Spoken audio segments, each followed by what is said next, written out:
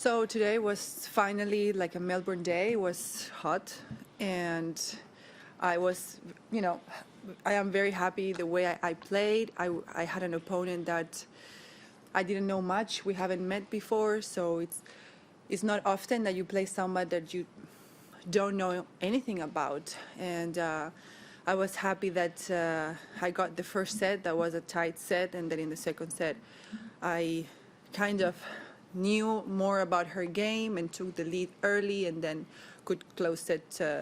Could close it in two sets with this heat and everything that I was happy that didn't got complicated and long.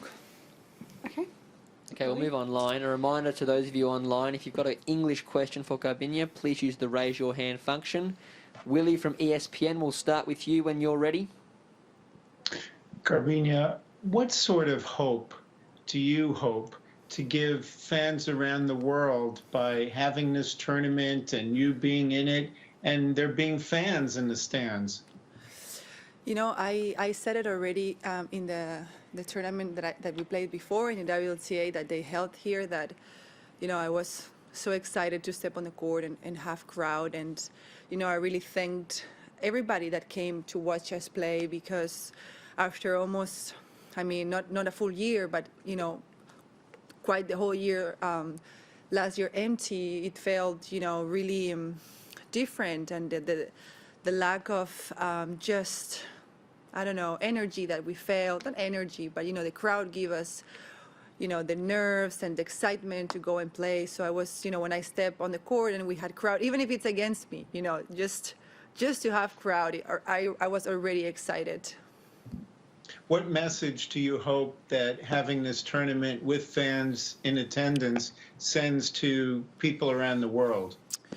That's a tricky question, because Australia is kind of in a bubble compared to the world. I feel like, they went through a hard lockdown, the whole people here, and they did great. But, now they don't have any COVID case in the country, but that was because they were very, they early, they were hard, and they kind of clean that no one has the virus. But this is not the case in the other parts of the world. So, of course, it's great that they are doing an event and there is no risk and there is crowd, and that's excellent. But I'm not sure if in other parts of the world they're going to be able to do this, because it's not free of COVID. So for me, of course, it's great, but without any risk, I don't know how they're going to do it. That's my concern. Okay, we'll take one more question in English. To those of you wanting to ask questions in Spanish, please begin to raise your hand now. Courtney, we'll go to you next. Garbiñe, a little bit of a tricky start to a slam to have to play back-to-back matches without an off day, because you got the Tuesday start. So did that make anything more complicated or change anything about your preparation for the Australian Open? Honestly, no. I just had to adapt. I had the day off after the tournament, after the final. Then I had that day off that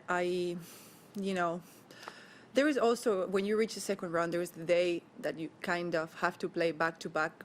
It depends which half you are. So it is not something new to me. I just felt like, okay, this is how I have to do this year. I have to go through 2 matches back-to-back, and then I would get the 48 hours for my next round. So, I was just kind of match after match after match. So like a regular tournament, kind of.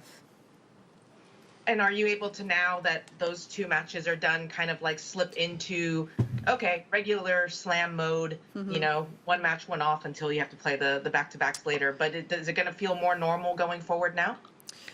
I feel like yes. I feel like now it's a Grand Slam mode. The part that I like about the Grand Slams also is that you get a day of competition and a day of rest and a day of competition. I think that really helps players to recover, to have time to prepare, whatever. So yes, now I'm happy that I have a day, kind of a normal day as a Grand Slam day off, and just to help to get ready for my next round.